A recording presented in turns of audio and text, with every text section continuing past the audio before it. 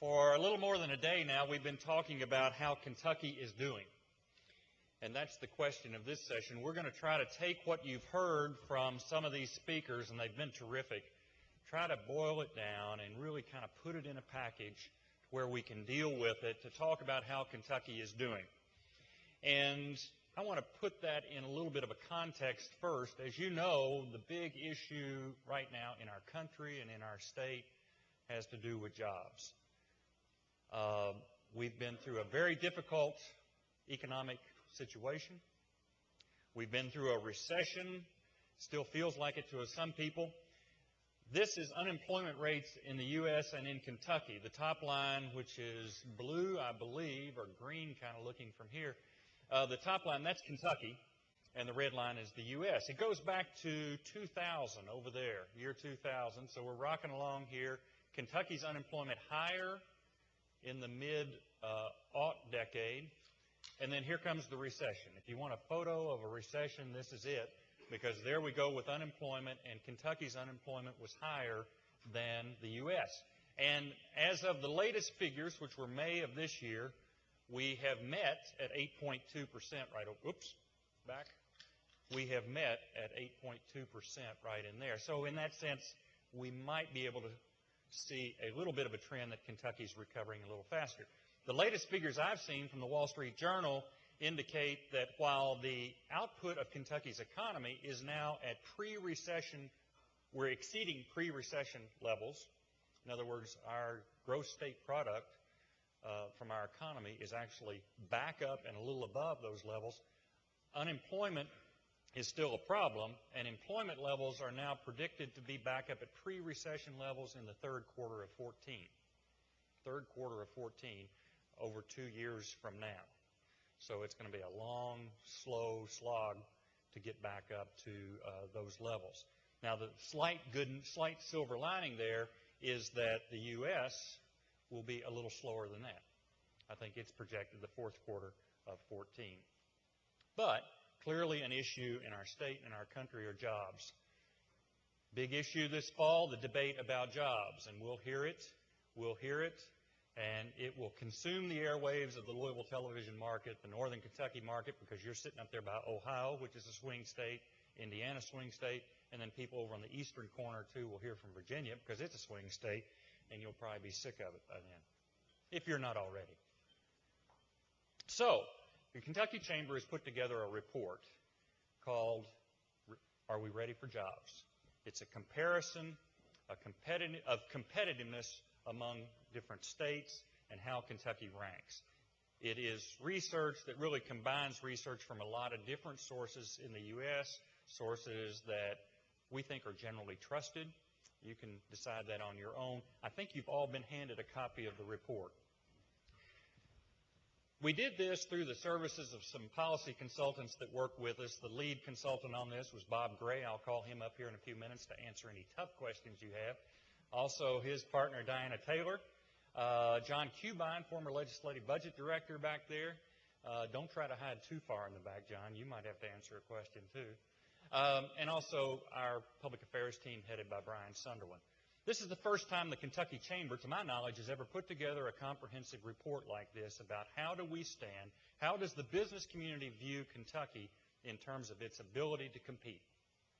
Now, for those of you who might think, well, a Chamber of Commerce is sort of like the Ministry of Propaganda for the state, that we're always upbeat and we lie about the weather and say everything's fine, you will be disappointed because this is meant to be an objective report, one that gives the good, the bad, and points out some areas where we need to make some change. So hopefully you'll see that there is value from those of us who love this state and want it to move forward. We have reason to point to things that need attention, and we offer recommendations on how to get there. Now, the key indicators, and you can slice this thing a zillion different ways, but we decided to look at a few major aspects of our state in terms of competitiveness. The economic climate, regulatory and tax environment, employment climate, education, quality of life, infrastructure, government policy. Those are the areas that you see the chapters on in this report. We also took a look at our signature industries. We heard from them yesterday afternoon, coal, bourbon, thoroughbreds, and we took a look at manufacturing because that is such an important driver of primary jobs in our state. Now, economic climate. I'm just going to show a couple of slides for each one of these. I'm not going to read to you from the report. You can certainly do that. You can take this with you. We've got more copies available for you if you want to take some back home to your chamber or whatever, or if you want to access it online, of course, it's there too. In terms of the economic climate, this is just a map of the state that shows unemployment in the state, the 2011 annual average. So that's last year. The darker the county, the tougher they had as recession. And that is in the range of 12 to 16%. So you can see Eastern Kentucky was very affected by that. You can tell generally how folks fared. When I was in my home community of Owensboro, I ran for mayor there back 25 years ago. And when I declared my candidacy there, the unemployment rate was 14.3%. That's Depression-era unemployment. And some of these counties have experienced that during this latest Great Recession. Now, strengths and weaknesses in terms of economic climate. And by the way, the counties here, the coloring on this map, that's just a graphic artist being very talented. They don't mean anything, okay? So don't read in your county is terrible or your county is great. That's just a graphic. All right, strengths of our economic climate. The cost of doing business in Kentucky is low. No surprise. The cost of living is low in Kentucky. That's attractive to businesses that are trying to compete in global markets. And energy costs, we heard about that yesterday. We receive a lot of our electricity from coal. We have coal. We burn coal. We have cheap electricity. Weaknesses, poverty rate. No surprise. 5th in the nation. Unemployment rate, 39th. And economic mobility. That's a study that was done by the Pew Center for the States. You can drill down if you want to in the study to see what that means. But it basically says during the earning years of a career, how mobile is the population of a given state in terms of people saying, okay, I can advance from this point to this point in my career, and Kentucky didn't do so great in that regard. Recommendations from our chamber. One, expand age-old investor and technology reinvestment tax credits. That's the most important thing that we think can be done to improve the entrepreneurial climate of Kentucky. And as you know, a lot of jobs are created from within by our own talent. Second, repeal the prevailing wage law. Without getting into great depth on that, that's been a continuing issue in Kentucky. If you're going to build a publicly funded project, new high school computer lab, an extension on the fire station, a new fountain in the park, if it's over $250,000, you have to pay the prevailing wage, which is not really a prevailing wage. It's artificially tied to union wages in that particular area, that region, and it's not at all a market wage. Contractors here in the audience, some of which are in the audience, will tell you that jacks up the price of your new high school gymnasium by 12 to 20% to pay that artificial wage. We would like to see that repealed. Secondly, grow exports. You heard the panel yesterday afternoon up here. Export potential is just tremendous in Kentucky. We're already, as Governor Collins would tell you, already relatively strong in that area in terms of exports per capita. I got a copy the other day of the Economist magazine. This is one of my favorite magazines. Of course, it's British, but they had a lead story here called The Comeback Kid. Can you see that Uncle Sam on there flexing his muscles? He also has some little clever pasties here, too. I thought that was a bit much, but only the Brits would do that to us. But it was the most bullish thing I've seen on the American economy in a couple of years at least.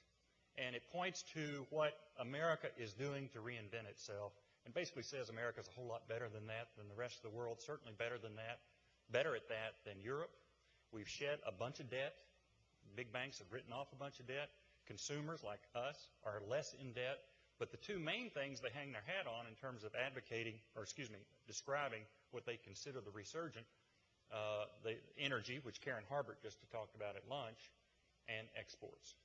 Energy and exports, they thought, were the two competitive things that will bring America back.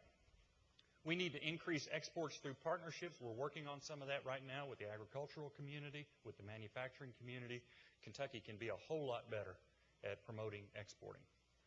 Maintain low-cost utilities. And those are the recommendations we would offer. And there's rationale for each one of these in there. If you have any questions, we'll be glad to go deeper. Regulatory and tax environment. This shows the relative tax burden in Kentucky relative to other states. 9.3% of income in Kentucky goes to state and local taxes. We're in the mid-range there. We're 30th. But remember, we're 46th in terms of per capita income. So a poor state lifting a pretty heavy load already in terms of tax revenue. And that's from the Tax Foundation. The purple states, by the way, if you can't see, are the mid-range. The light green, like Texas, is in the low category, and the ones up in New England and California and all are in the top highest burden of state and local taxes. One problem we have in Kentucky, too, is that in our major metropolitan areas, notably Louisville and Lexington, it's exceptionally high because of the local occupational tax. So if you're a worker or a business person, executive, any level, you're paying 6% personal income to the state and 2.25, I think, in Louisville, maybe 2.75 in Lexington as a local occupational tax. And a lot of other communities around the state have done that also. Strengths and weaknesses. Our tax climate, state tax climate, is 22nd. You might have heard Governor Beshear during his campaign last year touting this as a success because we had come up from 34th. We actually came from 34th up to 19th. We've settled back about 22nd. Main reason, Kentucky didn't raise taxes during the recession when a lot of other states were closing their budget gaps because of that. So that's a relative strength. Weaknesses, our regulatory environment, and there's some sources in the report. We're 30th there, not particularly good. And our tort liability. My daughter just got her master's in midwifery, being a midwife. Her goal would be to open a freestanding women's birthing center in Lexington. You know, one of the major issues facing opening a birthing center is liability insurance in Kentucky, because there are no caps on what a jury can award in a liability suit. So tort reform in Kentucky, we're behind other states in making some of those reforms. And total tax burden as a percent of income is 30th, another weakness. Recommendations: encourage tax reform to be competitive. We favor tax reform. We're at the table with the Governor's Blue Ribbon Tax Commission. A couple folks in here, Luther Deaton, Jim Booth, some others are on that commission. But we're there because we want Kentucky to be more competitive. There are other people who are there for different reasons, but that's how we're engaging in that debate. Secondly, oppose state and local federal regulations that exceed federal requirements. It's probably self-explanatory, a little more depth in the report. Enact tort reform, which I've mentioned. Permit businesses to challenge the state locally. If your business has a problem with the state of Kentucky that leads to litigation and you need to file a suit, you have to send your lawyers to the Franklin Circuit Court to do it. We would like to see that where state government would come to you to face your challenge. Impose 2-year limitation on wrongful termination cases. Kentucky's kind of out of step. Right now, somebody leaves your employment. They say, I'm happy, I'm leaving, I'm accepting my severance, whatever. They leave. And then up to 5 years later, they can decide, oh, I changed my mind. I wasn't happy when I left. I'm going to sue you.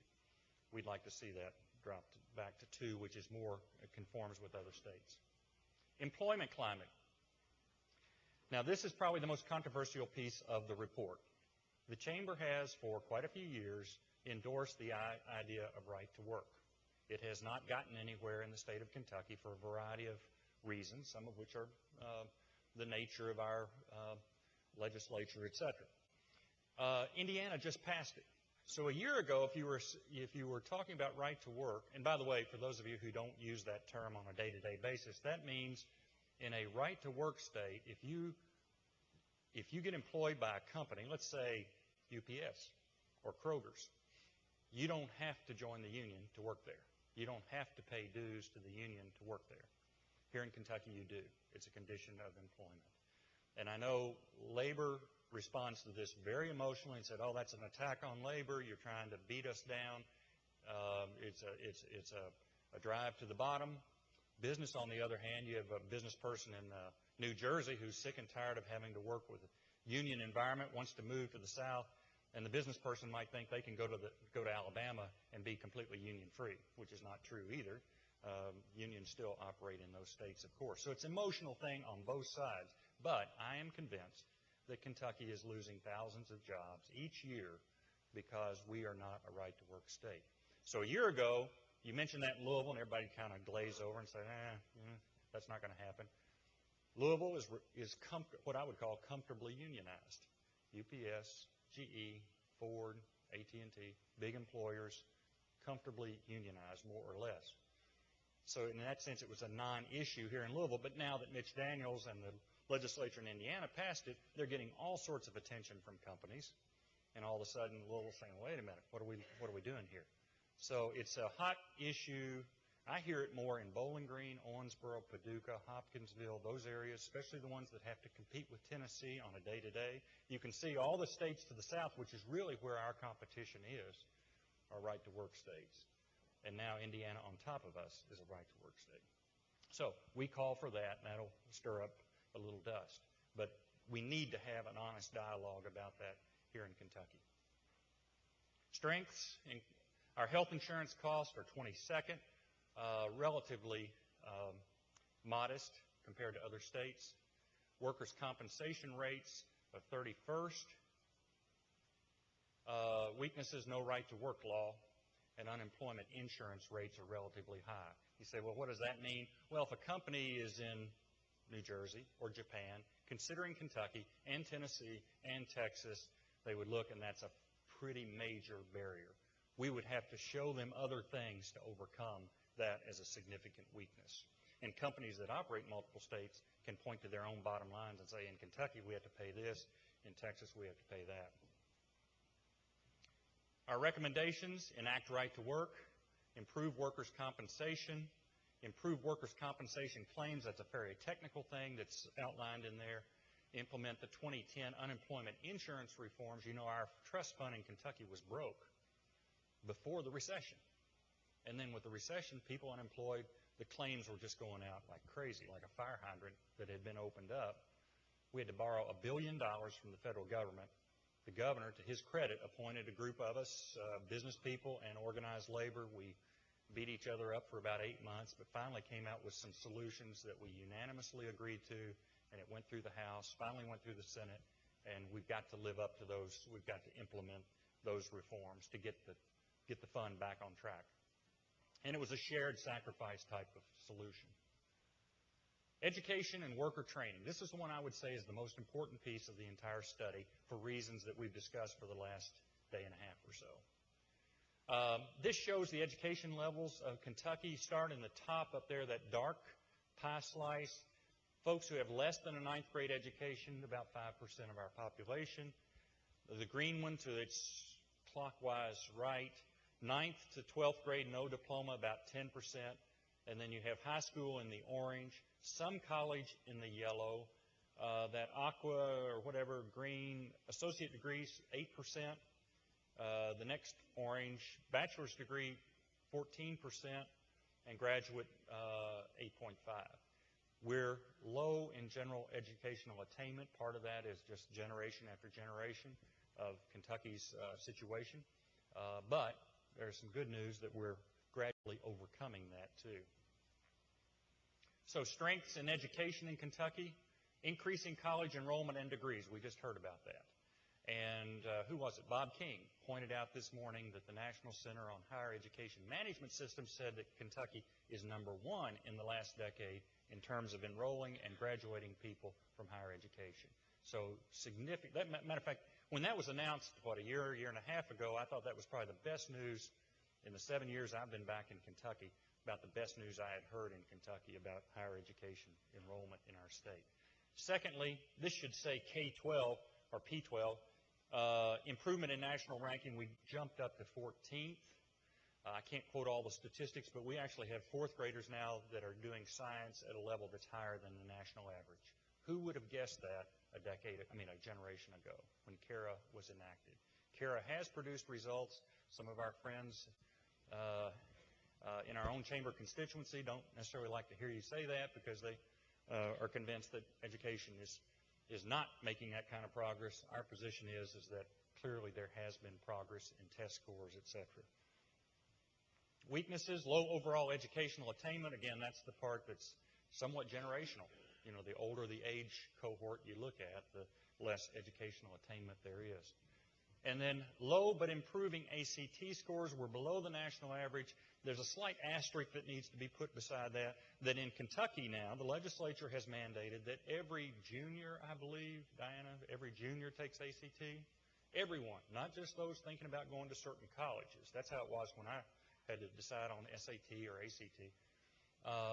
Other states, it's just kind of an artificial pool because it's just people wanting to go to certain colleges that would take the ACT. So we're taking our whole population and comparing it to a more select population in some other states. But we have more work to do on the ACT. And that's part, by the way, of the standards by which we measure ourselves with other states. Recommendations, support higher academic standards. That's the new one. Kentucky was the first state to adopt these new academic standards. They're in our schools. This past academic year, students were tested on them in the spring. We've got to stay the course and make sure that there'll be some pushback because the scores won't look too good when they come out this summer. And we don't want the pressure to build on the legislature to go and back up on those. Invest in early childhood education. Michael, I want you to see we have that on here. That we believe in that because of the return on investment. And the studies are consistent showing that investing in that prevents other costs down the road, whether it's in prisons, social programs, etc., crime. Raise the dropout age to 18. Governor Beshear has championed this. We believe in this. We think it needs to be accompanied with the proper programs in schools so kids have an alternative education. You know, back in my day, somebody gets in trouble in school and you push them out the door and say, well, we're better off without that one. But in today's modern workforce, we're going to need all those people getting an education beyond high school, and we can't just dispose of them for convenience. Review teacher preparation programs. I know Bob King and others are working on that right now with the graduate schools of education, but looking at how they teach, who is admitted into their programs, who gets credentialed there, etc. Professionalized teacher compensation system. This is something where we sometimes bump up against the teachers union. We don't feel like a teacher is a teacher is a teacher, and therefore they should all be paid the same except the ones who've been in their positions longer. We feel like that you need to reward excellence, and secondly, you need to be able to pay more to get teachers into hard-to-serve regions and hard-to-serve subject matter. Math teacher is marketable, and you might have to pay more to get the talent that you need. So we believe in that. And even NEA, National Education Association, has come to that conclusion. President Obama, Secretary Arne Duncan, they're all on board. We in Kentucky need to get there too. Right now, I think the only differential pay in Kentucky is if you're a national board certified teacher, you get a stipend for that, which is a slight, and also the Advanced Kentucky program, which is in some high schools, teachers actually get a little bit of a bump for enrolling students in, the advanced placement courses. And if they happen to be a poor student, there's even a greater financial incentive. In quite a few counties in Kentucky, in Jefferson County, I think they negotiated with the union where those bonuses are paid across the entire faculty, which kind of defeats the point, but that's what they did. Measure teacher, student, and administrator performance. There are much better ways of measuring performance in the business community, certainly, and available in the education community, too, and that needs to be part of evaluation. Improved process to remove poor teachers, or read that as tenure reform. Again, that'll be a red flag when that's brought up in the legislature, but we feel like we have to have a solid conversation about how do you get teachers who have somehow ended in the wrong profession to find other alternatives. Simplify the financial aid process to allow more deserving students into higher education. and use industry-based credentials for uniform standards. I think KCTCS has made a lot of progress in that direction, but we certainly support that. Quality of life. There are a zillion ways. I've seen quality of life studies, some that would rank, that would compare how many symphony orchestras are in your state or how many NPR stations. Tom Goodell, I saw you here. How many are in your state? Eli, when we were in Birmingham, I remember the newspaper came out one day and said it ranked the sweatiest cities in America. Sponsored by a deodorant company, of course. So a lot of ways to talk about quality of life. We chose to put an emphasis on health challenges, and Kentucky, frankly, is not the healthiest state in the world. Matter of fact, we're near the bottom in smoking, obesity, cancer, and preventable hospitalizations. We have a lot of work to do there, and it's not only affecting employers because they pay insurance premiums for their employees, but it's affecting employers because they pay 40% of the taxes in the state of Kentucky. And so when you look at Medicaid spending and public employee health care, they're budget busters. And so it's affecting the taxpayers of Kentucky. Strengths in quality of life: we have a low cost of living. We have a low crime rate. Weaknesses: our health status is 43rd. Our well-being ranking, which is a study that's described in the report, 49th, done by the Gallup organization. Not encouraging. Our recommendations: enact a statewide smoke-free law. We think that is the single best thing that could happen in Kentucky. Over 50% of the population in Kentucky is already covered by a municipal or county ordinance about smoking in public places. Taylor, I think your newspaper has supported in Hopkinsville. You're debating it now, is that right? In Hopkinsville, Christian County. We feel like there needs to be a smoke-free ordinance in Kentucky. Second, promote wellness and personal responsibility. Third, control drug abuse. The so-called pill mill bill, pill mill legislation in this last legislature went a long way toward that in terms of shutting down some of these places that were just doling out the Oxycontin and Xanax and all for anybody that came in and coughed. Increase healthcare professionals. That's a chronic issue for parts of our state, especially in primary care areas. Enact tort reform, which we've talked about. Expand Medicaid-free health insurance. Now, let me go back to that. Mandate-free, what does that mean? In Kentucky, the legislature can meet and say, by the way, any health insurance plan in Kentucky must now cover mental health or chiropractic or massage therapy, or, any group can come and say, make those insurance companies reimburse us. I think we have 40-something mandates in Kentucky. Does that sound right, Doc? Go to New Jersey, it's like 78. Employers tend to resist that. We've resisted several of them in recent sessions because for every mandate you add, the premiums go up, and 1 or 2 or 5 or 10 more employers say, hey, we aren't covering our employees anymore. We can't afford it anymore. So mandate-free health insurance is something that's pretty important to the business community. And people, the big companies are self-insured, and they can create whatever type of insurance they want to, so they're not affected. So when a new mandate comes along in the legislature, usually it goes to your smaller employees.